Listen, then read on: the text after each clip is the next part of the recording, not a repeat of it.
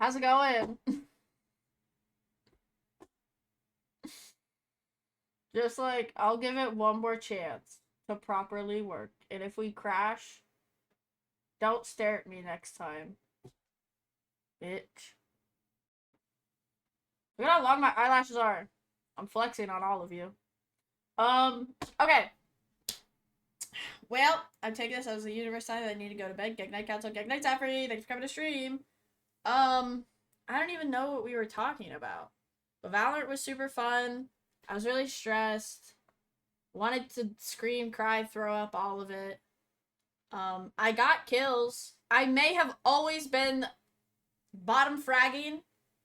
But I got kills. So that's important. No, Ohio does need to go in jail because this is garbage. Okay, we'll continue watching this video and then seeing if we crash or not. Who knows? With my luck. Find out on next week's episode of Will Moo destroy all of Ohio.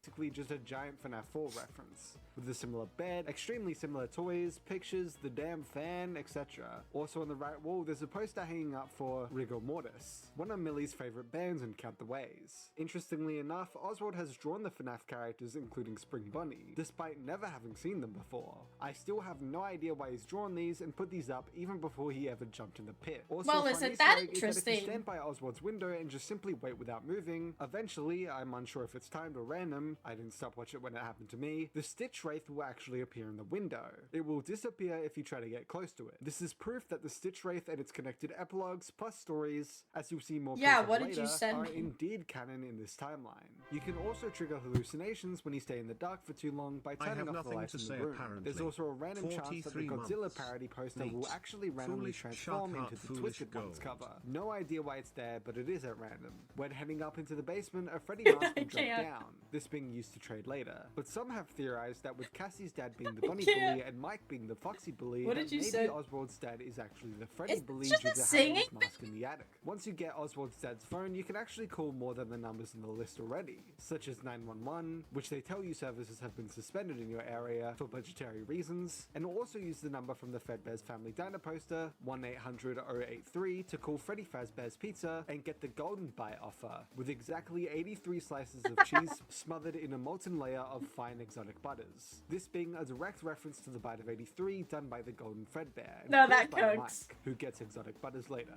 Also, I don't know how it was discovered, but by dialing 777-4648, you can literally hear William Afton getting springlocked, the audio file even being called Purple Guy Death A. This is the official sound of William getting springlocked. This should carry over to the game timeline, whether the whole game is in game time or not, as What? it's using the springlock scene from FNAF 3 as the basis for the death sound, the evil laughing at the children to the instant karma. You can also call the number 787738 to hear a brief jingle of the music box from FNAF 2. In your contacts, it's even saved as music box. However, it will also play a jump scare audio and alert the animatronics to your location. There's also 626453, which gets you some Mangle static audio. Also, Pit Trap actually has voice lines.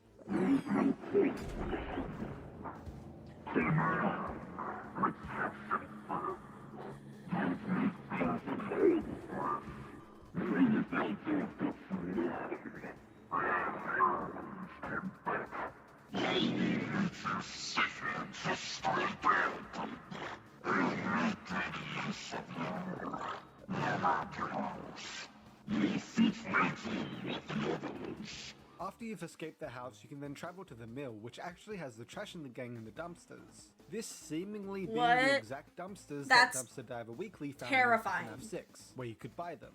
Fun little bit of world building and more small scale lore. Also, there seems to be a Toy Bonnie something. I'm not sure if this is actually an animatronic or just a toy. Once back at Jeff's Pizza, you can actually use certain items you find throughout the game to repower the arcade machines. And actually play them. When doing so, the wrench noise played is actually the first few notes of the Toyota March.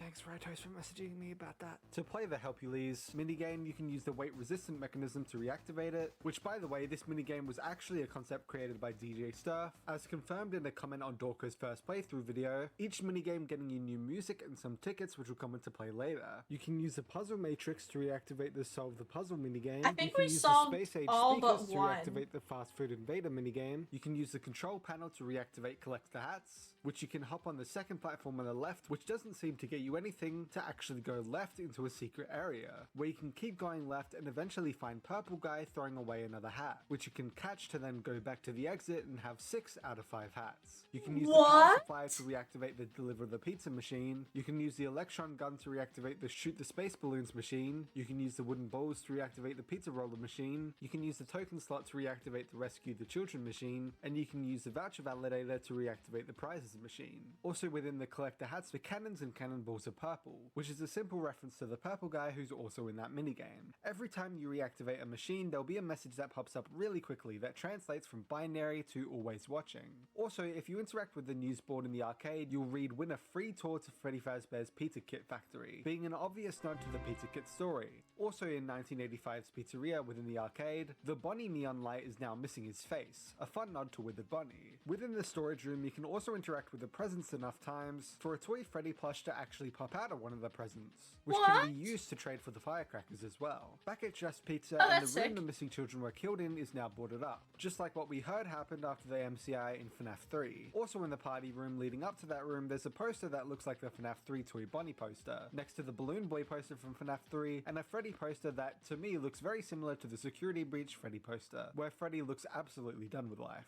Heading back into the storage in the present day will show a Fredbear Singing Show poster, the same from Security Breach. Also in the storage room, you can use the TVs to get either a Spring Bonnie jump scare or what appears to be Freddy and Friends with the main 4. Wait, that's sick! Class, the numbers 395248 are written on the whiteboard, this being the numbers that lead to the Fredbear's Family Diner minigame in FNAF 3, and the numbers on the back of Cassie's father's Vaz wrench in Ruin and Help Wanted 2. At the basketball courts, there's a kid who literally puts his genuinely, how many people have dedicated their lives to figuring out and sorting all of the FNAF lore? Besides MatPat, how many people have done this? Because you need to retain so much information and you need to be able to decode. So I genuinely cannot understand how people can sit here and uncover all of it. No, we appreciate them so much. I love that the game is putting so much thought into all the little secrets and stuff, and that people are smart enough, because I know I'm not smart enough to figure all of this out. Sidekick made me a PowerPoint before the movie came out. That is wild. Get yourself, that's how I feel being a 21 Pilots fan, but one of the dumb ones. thing. You know, it sniffs it and looks horrified in what he smelled. On the basketball courts of the school, a kid in the bully group will say a ha ha ha instead of the usual ha ha ha. I said that on stream. Meme accidentally started by Abdul to see where he beatboxed to Living Tombstone's FNAF 1 song. In the next class over, you can go search the bookshelves and Oswald can find a book titled Nothing Divided in Half is Nothing. You figure it out and tell me later. No, that's why I waited to look at a video. Now just a random book here for some reason. At the front of Oswald's school, Westbrook Middle School, the flag on the left pole is actually the flag of Utah, where FNAF takes place in almost every timeline. Also outside the school is the sign from Kids at Play, which is actually a human, their remains on the floor. Also outside the school, Gabriella will give you her uncle's sketchbook, which is extremely interesting. The first page is for Chica and describes her beginning to smell bad due to the children's corpses being inside, and how Chica started making garbage nests and sold food, which is likely where Glamrock Chica got her trash and food obsession from too. The second and a later page is about not strumming Bonnie's guitar, which seems to be a reference to Abby strumming Bonnie's guitar in the FNAF movie, especially at noting poor kid. The third page seems to be referencing the Bite of 83, with the jaws are still unpredictable with the new models. The fourth page references the image of Freddy trying to take off his own head in FNAF 1. The fifth page is about Chica piling up trash in the game. The sixth is about the cupcake biting, which seems to be a reference to the FNAF movie, where the cupcake continuously bites people, although some believe the part about the cupcake growling could mean that Susie's dog might be possessing the cupcake, explaining why Afton says he knows where it is. Gabriella tells you that her uncle seems to be some sort of technician. Back in time, and once you've lured Chica with a piece of pizza, suddenly the phone guy will actually call you. That's right, it's the return of our favorite character. His speech isn't too important and is basically just the same as FNAF 1 about the characters moving around at night. And this actually happens in night 1 and seemingly all other We nights. love phone On guy. the third day, when you go to the fridge, you can actually get the number for Jeff's Pizza and call him. Also on the third night, after luring Bonnie away, you can head to the arcade and go to the Ticket Eater to get 5 different vouchers. Using them all on the prize machine will get you a secret minigame where you play as Greg, the protagonist of Fetch, as you go around the pizzeria picking up balloons, eventually going to the prize counter where Fetch is, just like the story. As soon as you leave, Fetch comes out and kills you with a message "See you," which is exactly how the short story ends. Get This rolled. seemingly confirming that Greg did indeed get killed by Fetch after the story, and that this is the aftermath of the "See you" message. This also confirms that Fetch happens in this timeline too. On the third night, there's the second dead item photo of Oswald. On the left in the storage room, there's another this night too, the family vacation photo in the middle of the kitchen. There's no real secrets or Easter eggs on day 4, but at night, you finally use the firecracker to stun Freddy and get inside of the security office. Within this security office, there's not only the fourth dead item, his wedding ring, next to the kitten lockers, but there's a bunch of mini-arenas from Sister Location, or possibly a reference to another Fright Story room for one more. A balloon boy on one of the screens, with another screen camera with the text Cam 1280, which Wait, is a how is direct nod to Balloon the Boy main there? room What? 1280. Yet another Stitch Wraith connected story. Also, this camera sequence is basically just a reference to the classic FNAF style gameplay, where you just search the cameras for animatronic movement. Also, something not many people have noticed, but switching to the room with the MCI will allow you to hear the memories of the screaming children. Also, Freddy will occasionally peek into the security room and start playing his music box, just like he does in FNAF 1 when the power goes out. Also, there's the chance as you run towards the exit that Pit Trap will jump scare you briefly, just like a Phantom would from FNAF 3. On the final night What? 5, once you head into the pit, when you come out of it, Pit Trap recreates the cover of Into the Pit itself, just for a few moments. Also, you That's can call sick. Jeff's Pizza and Phone Guy will pick up, stating the iconic line, "We always come back."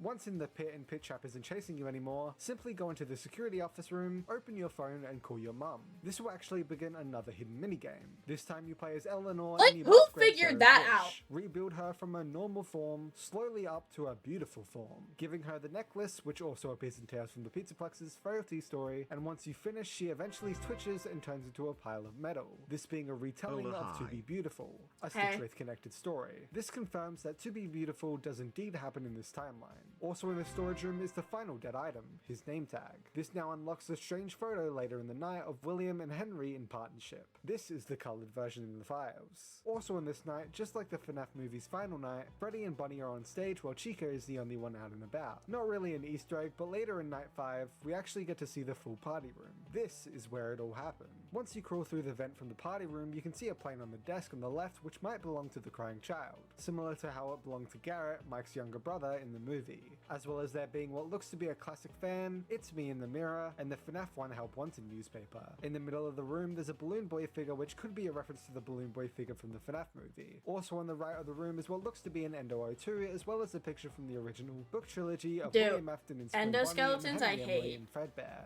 in their trustful partnership before everything went wrong. This image being an achievement in the game too. Here's where two endings can happen. If you didn't get all the dead objects and the photo in the party room of William and Henry, you'll get the ending where Oswald is dragged back into the pit and we see Spring Bonnie tying Oswald up and seemingly killing him, aka the bad ending and the 1-star ending. Also an Easter egg is that Oswald is wearing a party hat that looks like Ennard's. If you do said tasks though, you'll manage to kill Pit Trap and it'll be a recreation of the book's ending, with some incredible animation may I add. However, after the credits, Pit Trap awakens once more and seemingly kills Jeff.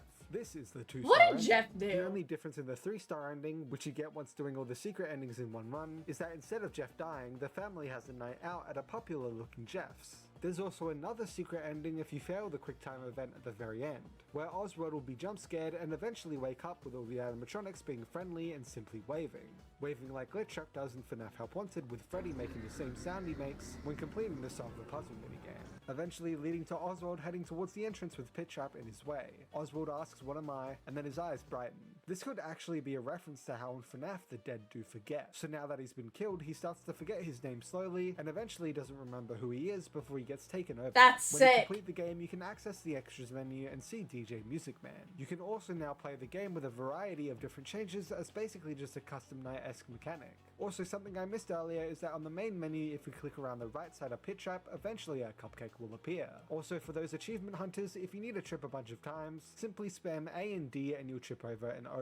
So, what does it all mean? Does this mean the books are in the game timeline? Well, honestly, I can't tell what answer is trying to be provided here, if any. No, Jeff This game honestly features didn't care a ton about of us. Easter eggs like I've just shared from across the franchise, but also has a lot of direct pull from the games themselves and specific things from the game timeline, even featuring first ever audio for the game timeline after death, giving us the canonical William and Henry designs for the game timeline, the fact that Trash in the Game came from Mill's dumpster specifically, the clear confirmation of Golden Freddy being Fredbear, etc. Currently, I believe the Tales stories are in the game timeline almost definitely, and that there's a moderate chance that the Frights are too, but I also don't heavily wish the Frights are or anything, so I'm actually just being unbiased here. I believe that this game can honestly be taken a few ways with these as the options. 1. This is in the game timeline and outright proves all the Stitch Wraith connected stories are in the game timeline. The new lore and confirmations for the game timeline and the fact that this is an official and fully fledged FNAF game show that Into the Pit itself is in the game timeline, meaning the hidden minigames connecting the other stories to this game, Stitchline, mean they also carry over and are in the game timeline. The random Easter eggs are just that, Easter eggs and fun nods, while the things you have to actually do something for, such as the hidden minigames, are more important. 2. This is a soft reboot of the Fright stories, and this adaptation with the future adaptations, Fetch is already noted by Scott to be the one he wants to make next, will be the actual game timeline version and more cleanly fit version of Stitchline. Basically a yes and no, they're in the game timeline, but some things have been changed just to fit cleaner.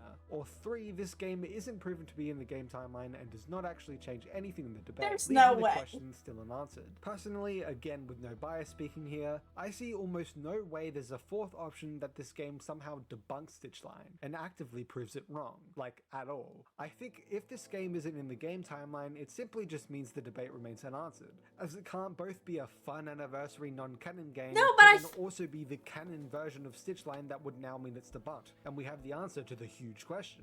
It's either a fun anniversary game that's not canon at all, or it's an actual mainline game that's either a soft reboot of Stitchline or proves the book Stitchline is indeed within the game timeline. Honestly, believe whatever you want from those options, and simply don't hate on others for believing otherwise. No, I'm gonna hate on others, and I'm gonna call them stupid, and I'm gonna call them dummies. The books were always said to be Stitchline before this game.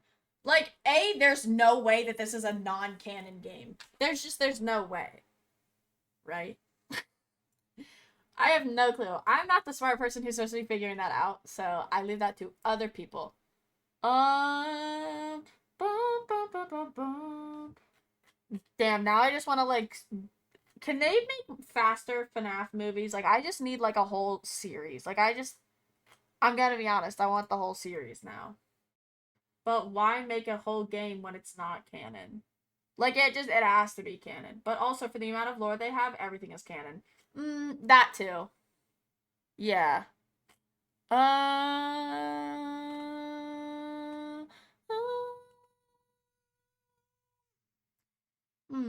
One urban legend from every state. It's an hour long. One urban. Wait, how does he do this? Does he just sit there? Oh, it's kind of like a pot. Wait, do we want to sit here and binge watch this? The amount of times I tried to chat when I watched the VOD of you playing the game yesterday. Well, I appreciate it. Thanks. Hold on. If we're watching Urban Legends, I don't know what is with me when I'm in Ohio, but I just want to watch creepy shit. Even Ohio's not creepy, too. Hold on, it's gonna get dark. Don't be scared. It's the Ohio vibes. No, like, it really is. Okay. Toy animatronics for the movie are in production. You can see some pics. Wait, I may look at that. Okay, we're locking in and watching, a scary, one urban legend from every state. I might not watch this one considering I'm in Appalachia and it's scary. Wait, what if I turn this light off? How scary and dark would it be? Is it too dark? Nah, you're fine. You're fine. You're fine.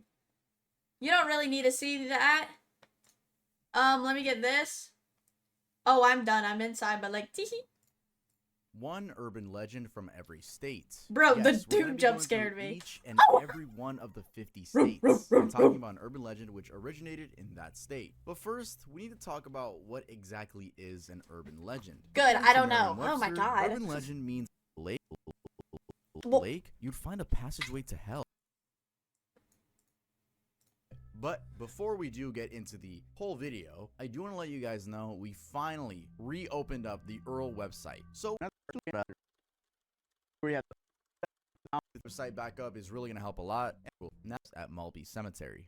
The Maltby Cemetery in Washington has a strange legend that involves visions of hell and more. So this cemetery, located near the city of Bothell, is said to have What been actively city? used between 1905 and Washington. 1967. Within that time period, one of the wealthy local families buried a member there, in a grave that was lower in the ground on one side. In order to access it from the backside, they built steps that moved from the ground level downwards. Hi, The Sloth. exact count It's of these steps amazing. was 13. Over time, legend began We're that watching if one scary walked down these 13 steps and touched video. the entrance to the grave, they would momentarily see visions of hell as soon as they turned The around. city of Those who witnessed Washington? such occurrences No, said stupid their friends bitch. would, for instance, collapse at the bottom and begin screaming in terror at something no one else could see. Some people even allegedly disappeared from the steps and allegedly reappeared miles away. Also, some Allegedly. children apparently ended up never being able to speak again after reaching the bottom step. Eventually, due to the high interest in the specific grave, the steps were covered up and a no What the trespass heck? policy was made for the entire cemetery. It said that people still break in though and try to figure out where the steps are, even going around reading headstones.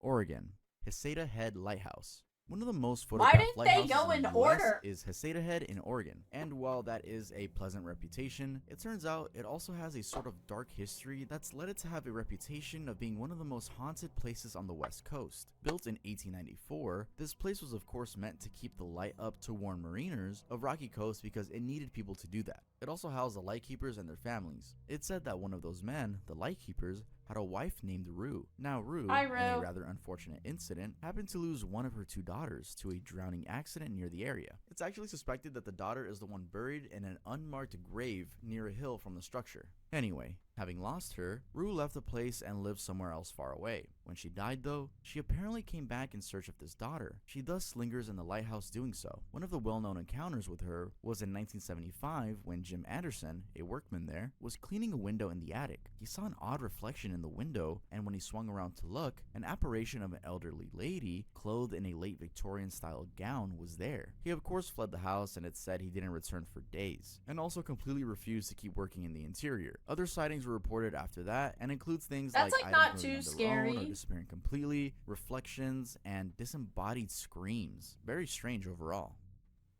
California, the monster of Elizabeth Lake. One arguably Teen? fascinating bit of this legend is that the monster in question was apparently so freakishly scary that some of the locals, terrified to the core, sold their land or completely just abandoned their property. First sighted on the lake in 1880, the monster is said to have the neck like that of a giraffe. Also, a bulldog's head, wings like a bat, and 6 legs. It's estimated to be 50 feet long and emitting a very nauseating stench. Now, since that first sighting, more reports of sightings have come out, something which caused locals to continuously get Nah, terrified this of is the a dumb entire urban place. legend. In the dead of the night, those encountering the monster would hear awful screams around the lake and get terrible visions. This would be followed by the disappearance of farm animals, and often a flying creature would be seen in the skies. And although able to fly, its habitat was a lake. Why the lake? Well, apparently, the devil himself made this creature as his pet and placed it there. And even more scary, there are claims that if you went deep enough into the lake, I you'd find a read. passageway to hell, to the underworld. Some really believe this to be true, as the lake sits on top of the San Andreas fault line. Some have also been convinced of the creature being real, as there was no other explanation why farmers would avoid the otherwise fertile area near the lake. As to whether it still exists, the answer is conflicted. Some say it was killed by cowboys in the 1890s in the Uwachaca Mountains. Others believe it got wounded by a farmer, Miguel Leonis, while he was using a rifle, and it just retreated to the lake where it continued to lurk. Also, complicating this legend even further, there are suspicions that the monster was actually a pterodactyl,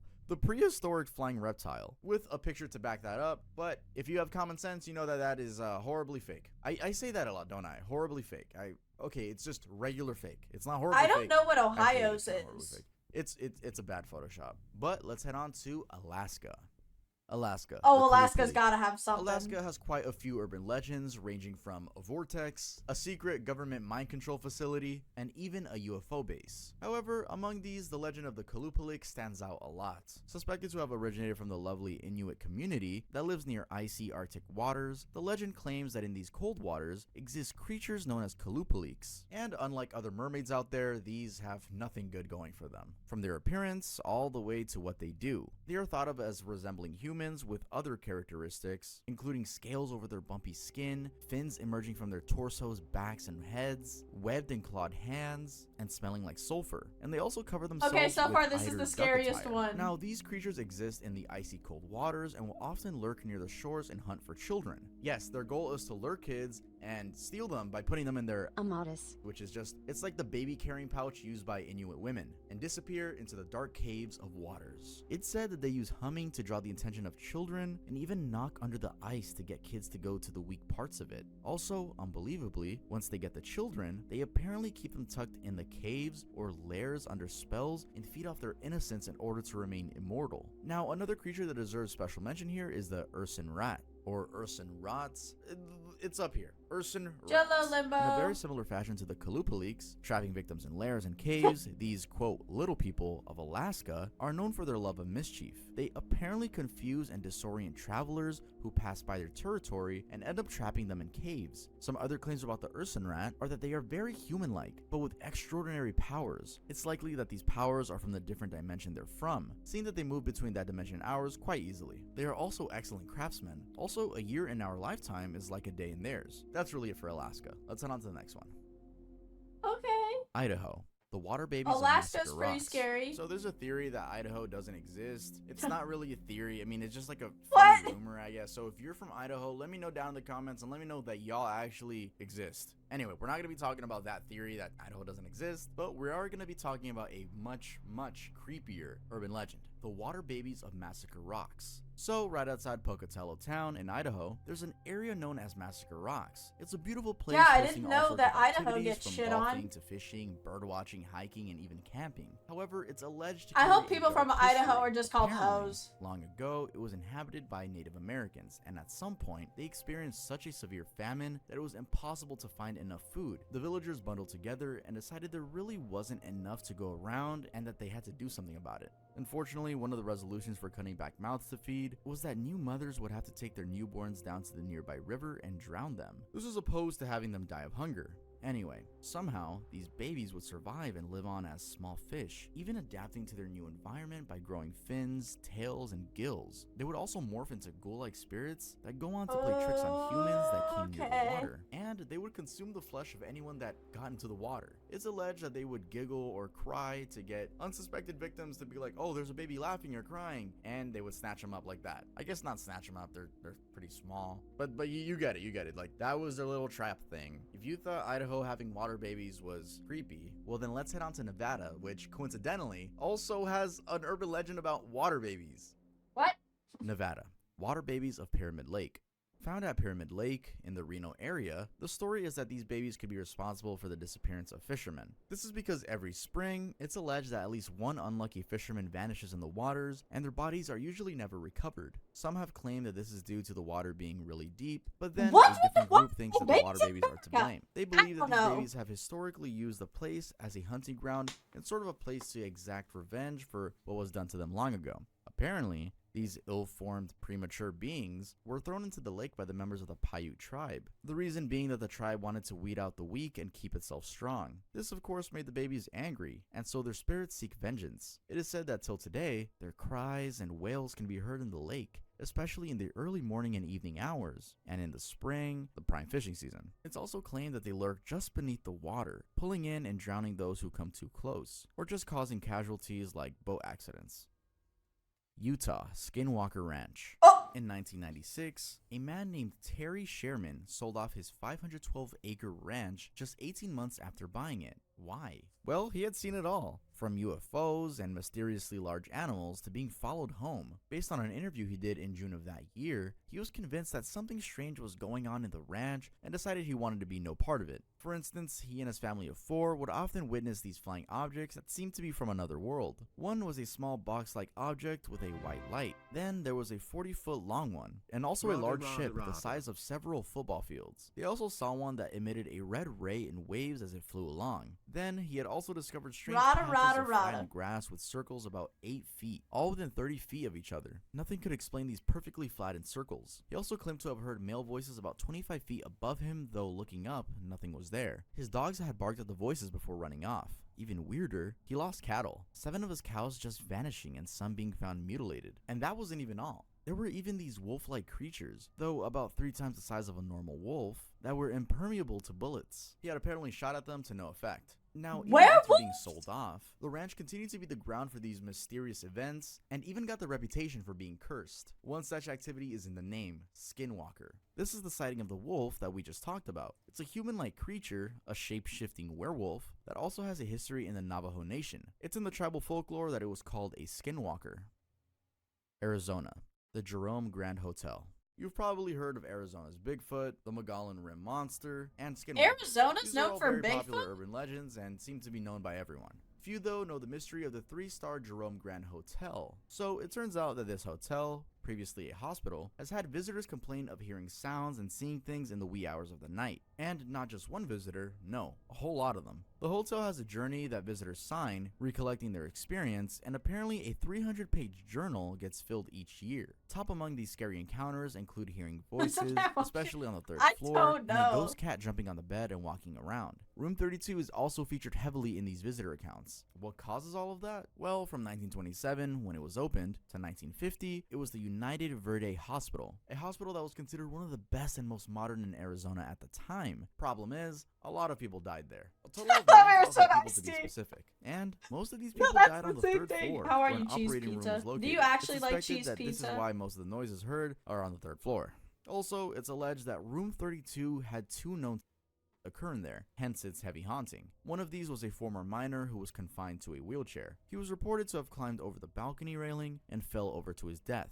Second is a businessman who shot himself in the room. Now, what I just covered is the tip of the iceberg when it comes to horror stories in this location. It's said, for example, that a caretaker once committed suicide in the boiler room, and in 1935, a maintenance man, Claude Harvey, got crushed by the elevator in the basement. The general manager, Chris Arthur, even recalls a time when he received a phone call at the front desk from an unoccupied I'm more of a room with lady pepperoni talking pizza on the person? other end. He of course your went to name's check a and no lie. one was in the room. It's no wonder it was featured on an episode of the Travel Channel's Ghost Adventures. Oh, is that Montana, hospital Ghost still of Little around? Bighorn Battlefield.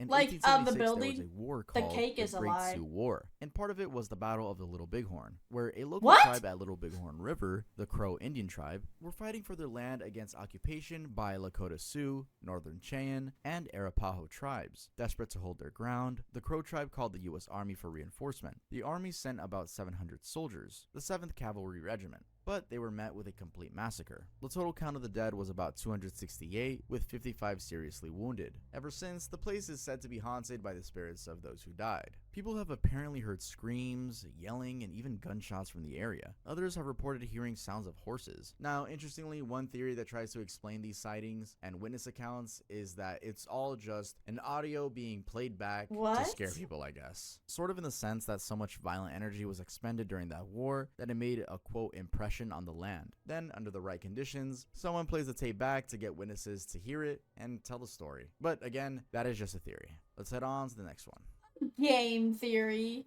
Wyoming. The Why Lady is in Green. Ohio so In Goshen far? County, Wyoming, there's a really I have small no idea, town called coworker. Fort Laramie, which is named after the nearby historic port where a lot of military excursions were staged back in the day. And when I say small, I really mean it because as of 2020, the official records Stop by showed for a only a short population bit. of about Starting a new job 206 tomorrow. people. Hope to catch a Legend stream has it on a that day every off. few years, I, just a little bit east of the town, on the yeah, Oregon good luck Trail, with your jobs the tomorrow. ghost I hope it lady is goes very seen well. riding a Get horse all the while sleep that wearing you a need, Moo. long Hi, did green you see what the riding surprise dress. songs were? I Apparently, finally this is guessed the one daughter right. of I the knew we were due agent for who an had been in interview. charge of the The American surprise Fur songs were Trading Company fantastic. I that had love been in them. operation Also, in the area. One sorry, I'm talking. Also, Macy Peters opening today. I'm super jealous. I got FOMO. Love her. She's a star. Today was a good day for London. day, she had come to visit her father, and simply due to her stubborn nature and inexperience with life there, she got lost, never to be seen again. Described as used to having her way as well as being educated and classy, she had been assigned a round-the-clock guard both within and outside the compound. Problem is, she chose a horse that was rather aggressive and difficult for her to handle, so during her stay, her horse just suddenly took off. Men chased her down, but given the nature of the horse, they couldn't catch up, and eventually, they couldn't London trace her. is, as They always, looked the for her favorite for a child. considerable amount of time before it was finally decided she was gone for good. She would then turn up later in ghostly sightings, still wearing her green dress. Queen. Colorado, the Lafayette Vampire. How do you kill a vampire? A wooden spike through the heart, right? Well, that theory isn't new, it's been around for years. But it actually I'm grew one clowning of tomorrow. Colorado's classic urban legends. The story is that back in 1918, right in the middle of the catastrophic flu epidemic, a man named Theodore Fedor Glava, an immigrant from Transylvania, died in Lafayette and, rather shockingly, was discovered to have been a vampire. He of course died from flu complications, but then the fact took a back seat really fast when a tree grew right in the middle of his grave. People were convinced that the tree grew from a spike that was driven into his heart. Also, there have been claims that he'd been a tall, thin man with dark and long fingernails, and would also wear a long trench coat, features which, when combined, gave him the classic vampire look. And to try to keep him locked in the grave, people would often sprinkle salt around the headstone. Salt, as vampire fans know, is used to repel and keep away evil creatures such as vampires. And just to offer a little more context, the whole attempt to try to wade evil spirits from the grave is because there have been reports of strange occurrences nearby. These include batteries draining when near the No, but the tombstone, tree a growing shadowy there figure is- lurking on is the grave, voices and strange weird. lights, roses But growing I through don't the think it's vampire's anything fingernails, crazy. physical beatings of lone passersby, and a whole lot of other stuff. Now, something also interesting is that Glava shares a tombstone with a man named John Trendifer, It's- who died in 1918, aged 27. Also likely from the flu, but he doesn't get talked about much. Dude, I miss New my Mexico, old chair. the This Death chair is so Waltz. uncomfortable. Being vast and with a really long history, New Mexico has plenty of urban legends compared to the other states. In fact, almost a year ago, I covered one of them, that being La Llorona. She's this tall, thin woman donning a tattered and soiled gown, floating and gliding above the waters along the Santa Fe River. Today, though, I'll cover the Death Waltz. Go home. So the story I is about will a soldier who tomorrow. was based in Fort Union, Mexico. While on his normal duties, he fell in love with a woman. This wasn't just any other woman, though. She was a sister-in-law to a captain, and beyond that, she was a lover of life, enjoying adventure and interacting freely with officers Go in the faster. town. In short, she was beautiful and Sorry, got I'll just attention. beat time and Anyway, just the young go soldier managed faster to than woo it. her and was determined to marry her. He had unfortunately not realized she was a flirt and loved such a life. Before they could marry, though, the soldier was sent off to war, and while departing, she promised him she'd never marry another should he die out there. Sadly, the soldier died out there just a few days later. Now, Oh. being the flirt she was, she announced that she was going to marry someone else. What happened next, though, was chilling. Apparently, while in the wedding's decorated ballroom, dance in progress, a door flew open by itself. A breeze of wind felt, and a strange cry, unlike that of a human, sounded out as candles dimmed. It was the ghost of the soldier. He grabbed her and began dancing, as the band and her husband went into a trance. The ghost is said to have sucked the life out of her in the process. Yep, he really said, if I can't have her, no one can. Let's head on to Hawaii. Ooh, Hawaii's gotta Hawaii. have something cool. USS Arizona at Pearl Harbor. December 7th, 1941 remains one of the darkest days ever in Hawaii's history, and the US at large. This was the day when a ship, the USS Arizona, boarded by 1,177 crew members, was bombed and sunk at Pearl Harbor in Honolulu, Hawaii. Over 2,400 people were killed in the wave of attacks done on that day, and due to the sheer amount of loss in the I don't USS understand why ghosts have Arizona, clothes. its attack went into the history books I as mean, the I largest guess, loss like, of life technically, on like, any when US ghosts have war clothes, vessel. it's what Now, they the vessel die sits in the harbor in, as right? a tribute, That's- but then somehow reeks of ghost activity. It is Whoa. alleged that the servicemen from the vessel are still patrolling the area. In 2011, for example, an Australian family that had visited the harbor captured this rather chilling image beneath the waters that sit directly above the wreck of the vessel. Per most accounts, the face looks like the young and sad face of a sailor. There's also a story about a sailor who apparently I'll abandoned forever his be dumb post for during the not attacks going and to got that. shot. It's claimed that his spirit haunts the deck of the vessel, especially during the low tide. Now, those are just two of the many more ghost stories on the Yeah, vessel. I don't- There have been reports of We strange know how I feel noises, about ghost voices, photos. and pacing footsteps being heard in the area. An episode of the Ghost Hunter show back in 2011 confirmed some of these accounts by also reporting paranormal activities like voices, music, seeing and hearing movements, objects moving The around clothes are overnight, inanimate and a lot of objects. similar stuff. Also, Fort Yeah, Island, ghost stuff which doesn't was like make the hub sense of to the me. warships, is also said to be haunted, with residents even claiming to see shadowy figures that disappear upon approach. They also report footsteps near their homes, water faucets turning themselves on, radios changing stations, and a general sense of panic in the area. Creepy for sure. North Dakota. Gene Hilliard's Miracle.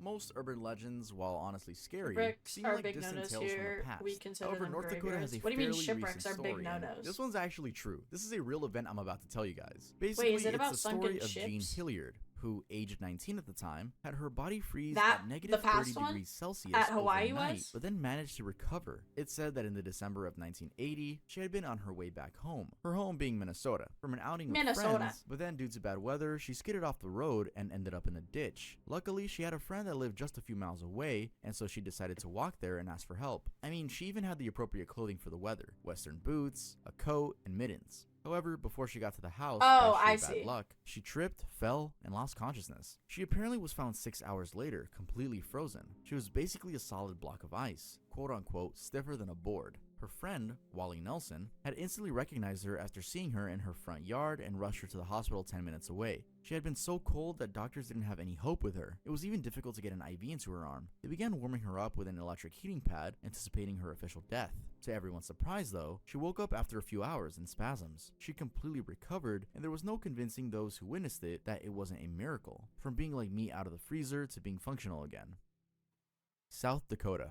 Huh. Gitche Manitou murders. In the Huh? extreme northwestern corner of Iowa, there's a small nature preserve called Gitche Manitou. Though in Iowa, the same preserve is really close to South Dakota, just a little southeast of Sioux Falls. So, this story sort of transcends both states, and it's a rather bizarre one with a well-documented history. The legend in general claims that Gitche Manitou is a haunted place and gives two reasons. First, it was an ancient American Indian burial ground, and second, in 1973, 4 teens were brutally murdered there. Now, while there are no specific accounts on how the hauntings happen, the overall claim is that it's particularly intense at night. Most claims lean on the cruelty of the murder incident, which in summary took place on an evening of November 17, 1973, after 3 brothers, Alan Fryer, David Fryer, and James Fryer, attacked 5 teenagers: Roger Essam, 18, No, yeah. Stuart Bade, 18, Dana Bade, 14, and Michael Hadrath, 15, who had been camping in the woods. The brothers, impersonating narcotic officers, not only confiscated the marijuana the teens had, but also ended up killing them in cold blood and leaving their bodies out in the woods. They also raped one of the teens who survived and became a witness against them. They'd later tell the court they thought narcotic officers were allowed to kill drug users. Anyway, you can probably see why this place is thought to have ghosts lurking around.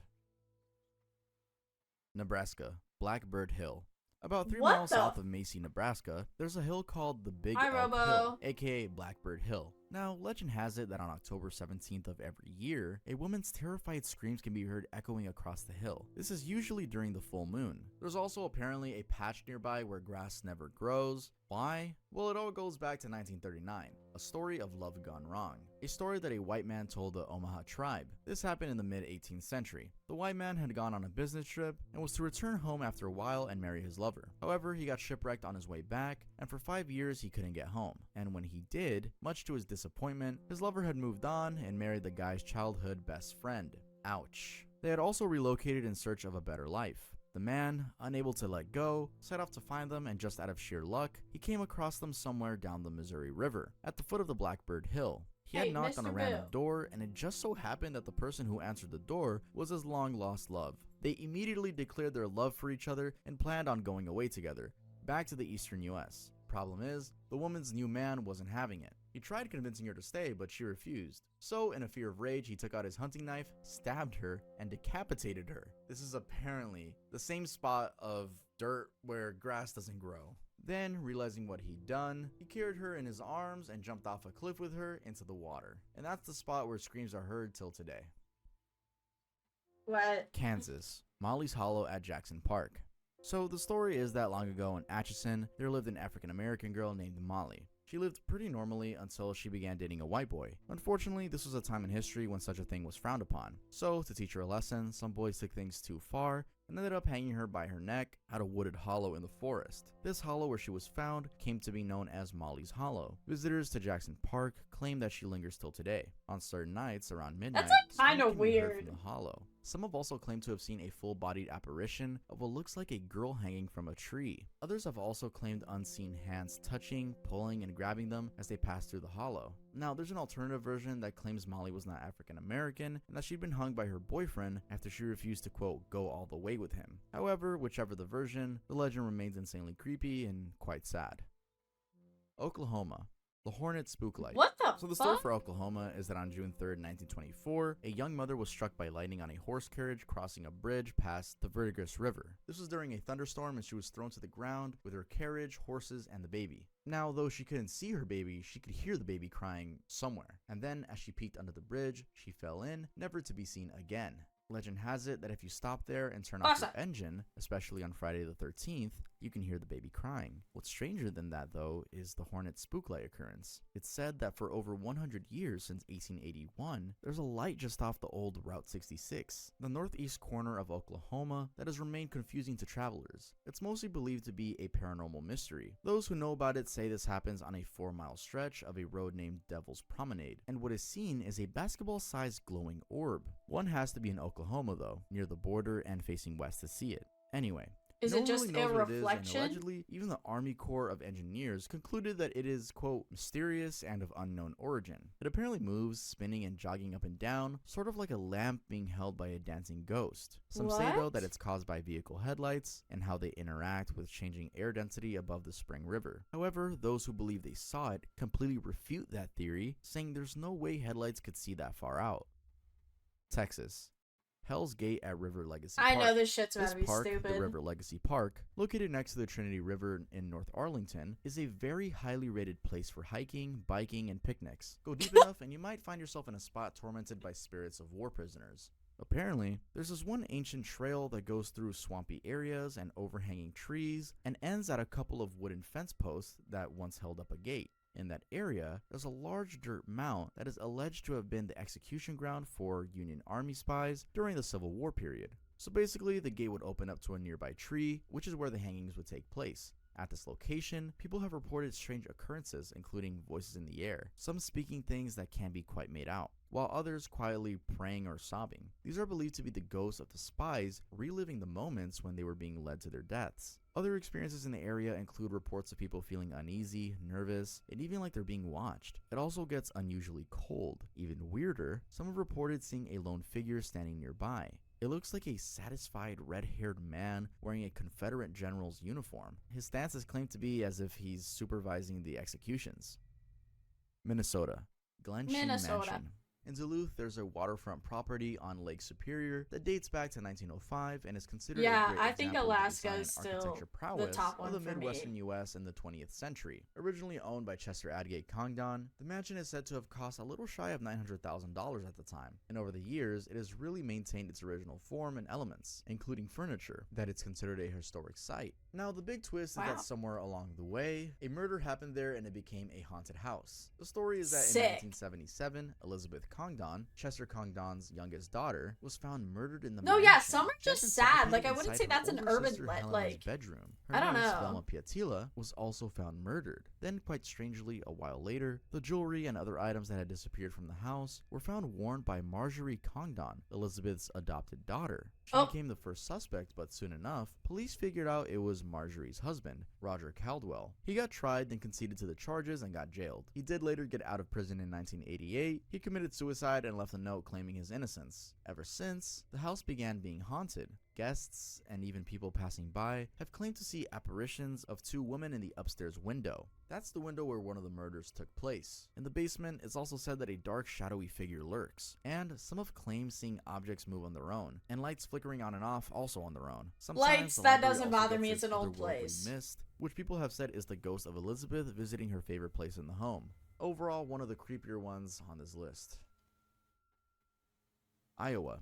Devil's Chair and the Angels. Iowa too has legends around cemeteries, but for some reason, statues, casts, and such seem to dominate among legends. I have three particular ones in mind. First, there is a Devil's Chair in Guthrie Center. Located inside the Union Cemetery, this chair sits between two unmarked graves, and apparently, if you sit on it, bad luck or even death might follow you. Some say that if you are psychic and sit on the chair, you might hear the dead talking to you. Also, there are times when the devil himself comes to sit on the chair, and you can tell from a strange smell encompassing the area. He mainly does so on Friday the 13th and 17th of a given year. This is usually around 3 a.m. Second, there is a Black Angel statue found at Fairview Cemetery in Council Bluffs. Christened the Black Angel of Council Bluffs, this statue is said to follow people with her eyes, and quite pleasantly, quote, bless whoever touches approaches her with sickness. This niceness, however, is not all there, as some claim she does fly away at night. Last, there is the Black Angel of Iowa City. Found in the Oakland Cemetery, legend has it that if you were to kiss or touch the angel, you would die. Some also say that if a pregnant woman were to walk under the statue's stretched wings, they would miscarry. And just for good measure, here is one more. Called the Weeping Angel, this headstone statue at Shellsburg Cemetery is said to be spooky, as people have reported hearing the angel cry at night, and that she even has tears rolling down her face. Missouri, Zombie Road. Wait, which one was that? Was that Arizona? No, that was Minnesota. Wait. And that she Okay, Iowa? I'll give Iowa. I do like Iowa's. I like even Iowa's, has I think, tears the rolling down most. her face. Missouri, Zombie Road.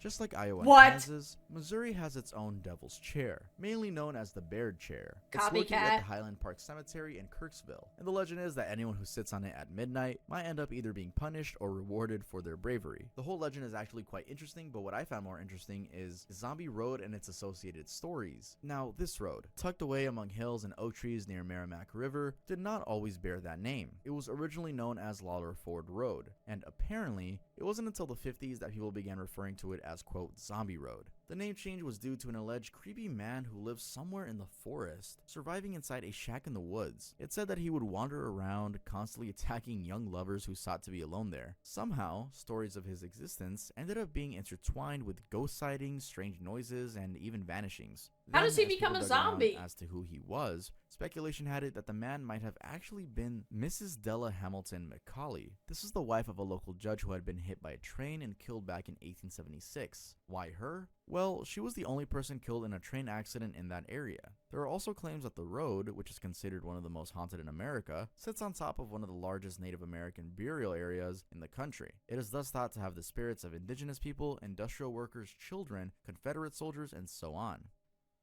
Arkansas, The Lady in Black. Yeesh. This one is about a scorned college lover who committed and went on to haunt the college campus, searching for the one who caused her death.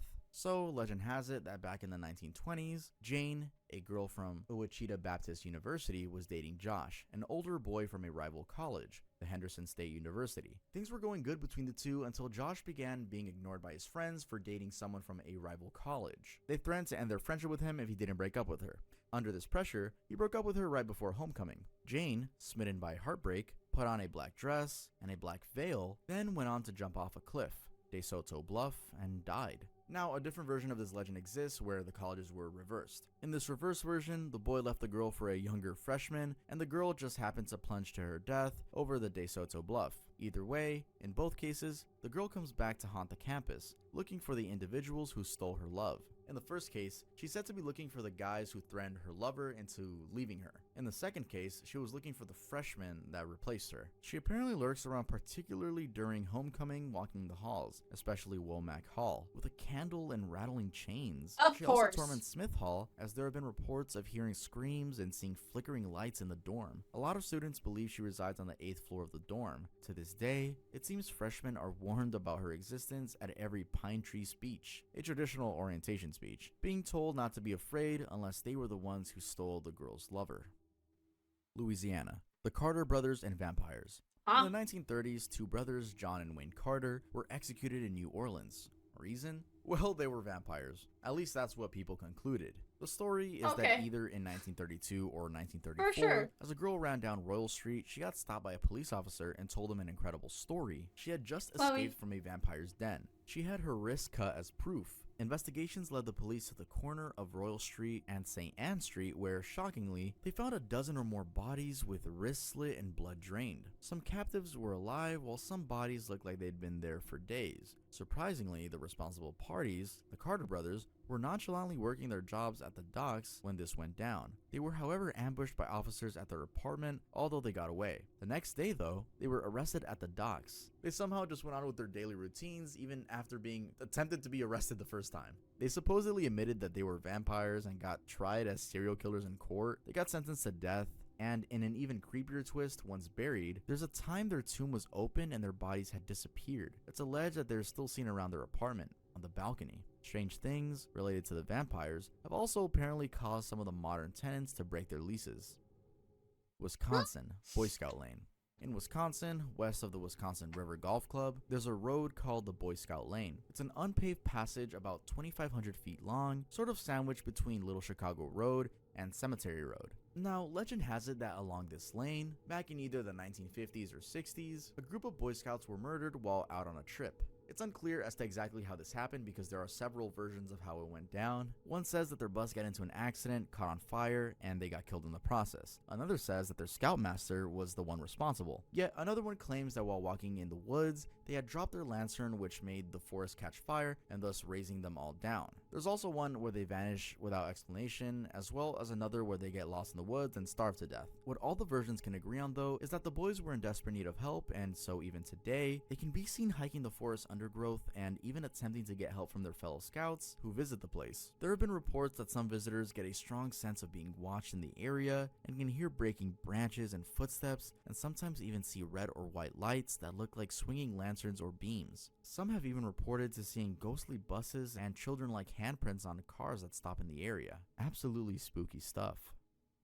Illinois. Okay, that was like a Resurrection cool Mary. one. What are the chances you'd give a ride to a hitchhiker? Well, in any case you do so, there's a chance you might be carrying a ghost. At least that's what the Resurrection Mary legend is all about. The story is that back in the 1930s, at O. Henry Ballroom on Archer Avenue, also called Willowbrook, a girl, Mary, got into a heated argument with her boyfriend and she stormed off into the night. She tried to hitch rides along the avenue, somewhere between Willowbrook and Resurrection Cemetery's main gate. However, before she found a willing driver, she was unfortunately struck and killed in a hit-and-run incident. The driver was never found, and Mary's parents went on to bury her at this particular cemetery. She was buried in a beautiful white dancing dress and matching shoes. Soon after, people began seeing her ghost along the road. Christened Resurrection Mary, she would hitch rides along Archer Avenue and could easily be identified by her long white party dress, long blonde hair, and blue eyes. Other reports have claimed that she wears a thin shawl and dancing shoes, and carries a small clutch purse. Now, what's really creepy about her alleged sightings is that sometimes she'd be picked up by unsuspecting people somewhere away from the cemetery and disappear as soon as they got to the cemetery area. For example, in 1939, a man named Jerry Pallas said he met a girl at Liberty Grove and Hall at 47th and Mozart Avenue. She told him her name was Mary and that she lived at Damon Avenue. In his recollection of her, he said she was really quiet and was oddly cold to the touch. Anyway,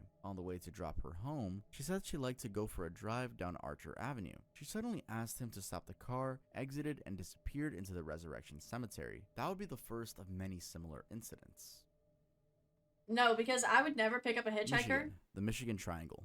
I'm sure you've heard of the Bermuda Triangle. It turns out that Michigan has its own version of it. Christian, the Michigan, you Triangle. would. It's an area that stretches from Ludington all the way to Manitowoc, then down to Benton Harbor, and back to Ludington again. The area has been said to experience all sorts of strange phenomena, from UFOs, disappearances, Triangle. shipwrecks, and even plane crashes. For example, in September of 1979, a French ship, the Le Griffon, while headed off to Lake Erie with about 12,000 pounds of fur, disappeared in the triangle, never to be found. There's never been a single trace of it, not even the wreck. Then, in 1891, Thomas Hune, a schooner, while headed for Muskegon, encountered bad weather around the triangle and again disappeared with its 6 sailors. The company behind that vessel, Hackley Hume Mill, even offered $300 to anyone who could help trace it, but no one could find it. Though it was actually found in 2007, 150 feet below the surface. Other ships that That's disappeared in the embarrassing. spot under questionable circumstances include Rosabelle in 1875 and George R. Donner in 1937. Then there's also Flight 2501 by Northwest Orient Airlines, which crashed into the lake in 1950. The accident was thought to have been due to bad weather, but some say the plane was grabbed by a UFO because 2 police officers at the scene had seen 2 red flashing lights after the accident. It had 55 passengers and 3 crew members inside. Then, in an equally strange incident, Aero L-39 Albatross, a single engine being flown by Don Scholar and Don Rodriguez during an air show, disappeared in the spot. It just vanished from the radar, never to be seen again.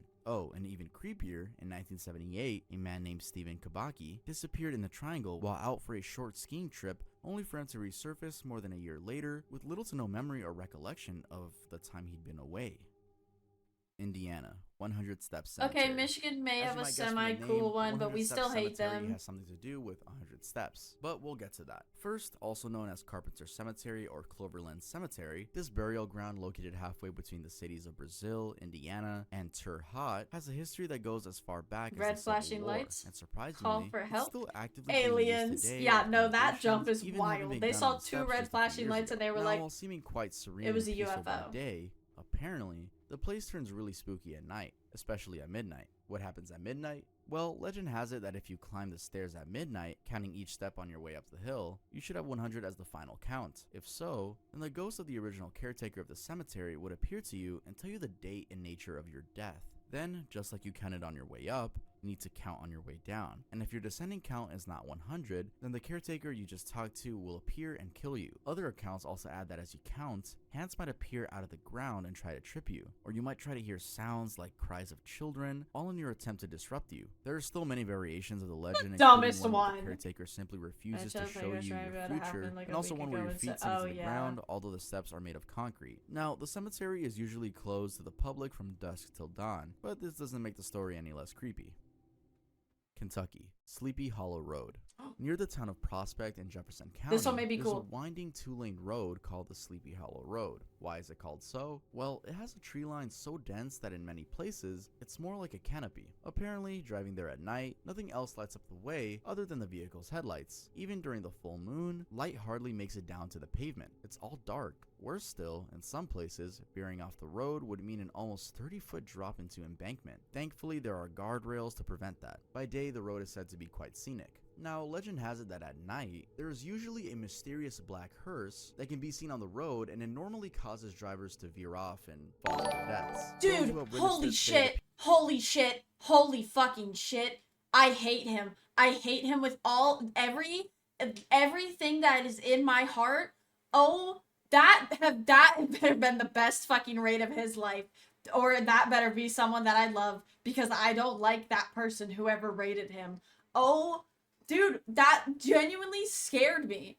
Oh my, why? appears first as headlights on the rearview mirror, approaching The fast sky! and coming too close. Unsuspecting teen drivers have often thought it was either a friend of theirs playing games on them or a cop trying to pull them over. However, soon enough, they find out it's neither, as the hearse not only causes them to dangerously speed by coming too close, but also starts ramming them from behind. It then comes all the way beside their car and forces them off the road and down into the embankment. Other accounts say that sometimes crying can be heard from what was once the Crybaby Bridge. This is where, a long time ago, women would apparently throw their unwanted and sickly babies off the side to their deaths. I don't know why a lot of these legends include the just getting rid of babies in just so harmful ways. Also, some say that the road causes time warps where a driver would go in, only to come out several hours later. Tennessee. Gee. Bullied Jamestown boy.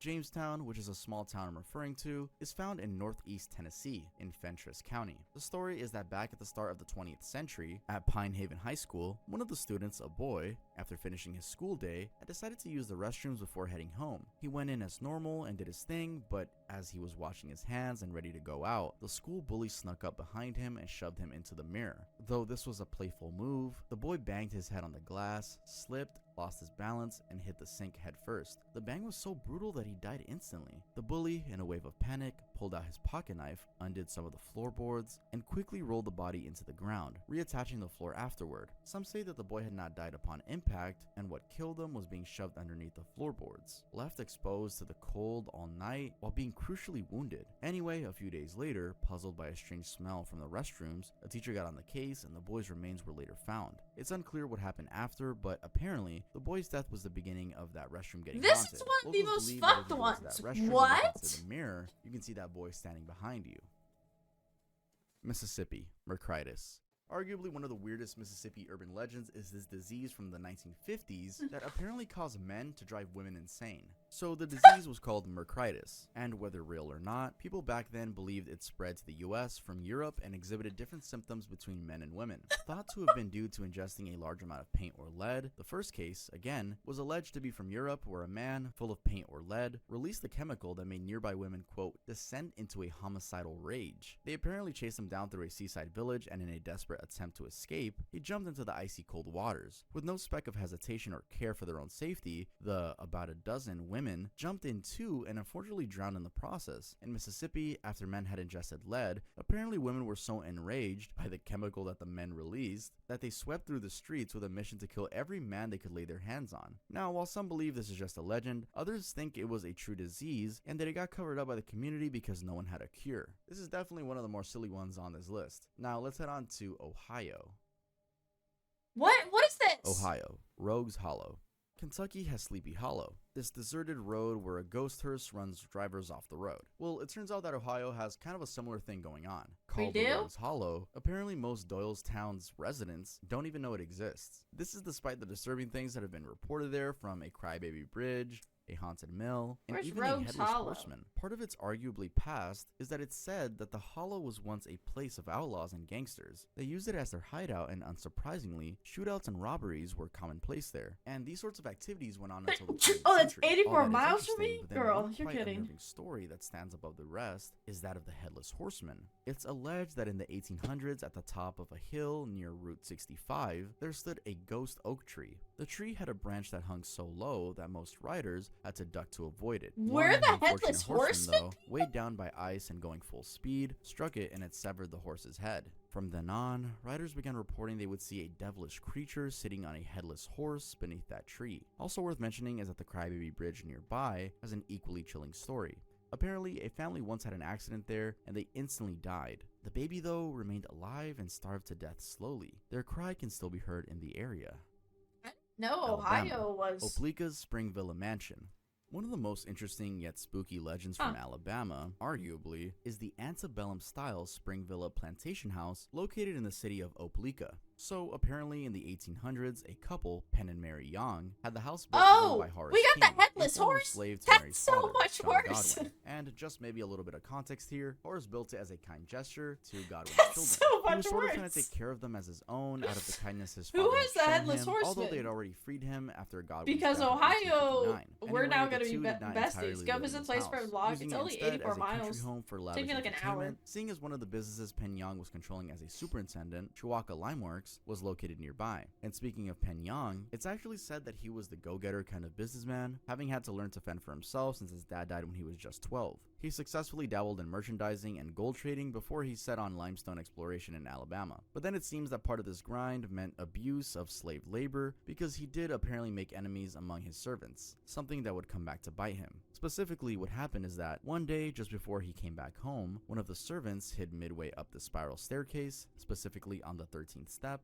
and as Penn came up, the slave got a hold of him, stabbed, and by some accounts, decapitated him. Somehow, proof of that was a dark red stain set Hi, to be blood Katie. and rot that occupied the spot from Twitch. 1878 to 1957 when it Yeah, finally Twitch got is a repaired. bitch. Now, some say this act was revenge for Penn being a, quote, rather cruel, hard boss, given he'd even sold off the slave's family. He was also said to have been working all slaves really hard, and although a gracious host at the magnificent Spring Villa, he was so task-demanding of the servants. Anyway, legend has it that the 13th step, and the house in general, remain haunted to date. For example, there are two different accounts of people saying they've heard a piano being played inside the house by a ghost. In the surrounding woods and trees, it's also been suspected that a family of Bigfoot roams, as a paranormal researcher, Faith Seraphin, experienced it herself. As she sat on the stairs outside, something invisible climbed down of one of the We're nearby watching, acorn trees, one urban striking the legend ground from and causing every dirt and state. leaves to poof up. Anyway, the house is currently considered a landmark under the National Register of Historic Places, and people can visit it.